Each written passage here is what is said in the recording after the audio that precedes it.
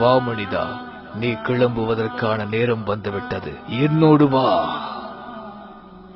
இப்பவே வா, இவ்வளவு சீக்கிரமாக வா. என்னுடைய திட்டங்கள் என்ன ஆவது?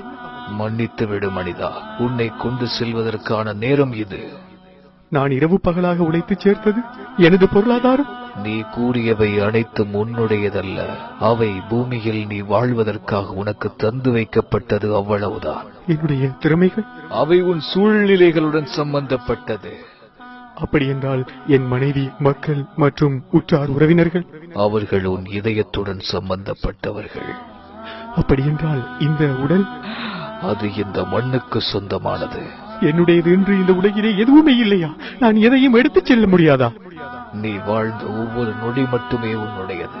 நீ செய்த தர்மம், பிறருக்கு நன்மை செய்தது, பிறர் துன்பத்தில் பங்கு கொண்டது, பிறருக்கு தீங்கு செய்யாமல் இருந்தது போன்ற நல்ல செயல்கள், நீ பிறருக்கு கொடுக்காமல் தடுத்துக் கொண்டது, பிறரை திட்டி தீர்த்தது, பிறரை பழி வாங்கியது, பிறருக்கு தீங்கு செய்தது, இது போன்ற தீய செயல்கள், இவை மட்டுமே உன்னுடையது. மற்ற எதையும் இறுதி காலத்தில் நீ உன்னுடன் கொண்டு போக முடியாது என்பதை உணரமாட்டாயா? வாழும் காலம் கொஞ்சமே.